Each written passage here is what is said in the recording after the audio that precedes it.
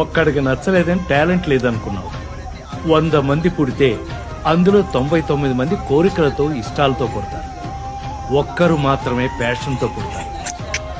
ఆ ఒక్కరు give up ఇచ్చేస్తే ఎలా? సక్సెస్ అవుతామో లేదో భయం ఉండొచ్చు కానీ సక్సెస్ అయిన ప్రతి వాళ్ళు ముందు వాళ్ళ టాలెంట్ని వాళ్ళు నమ్మాలి.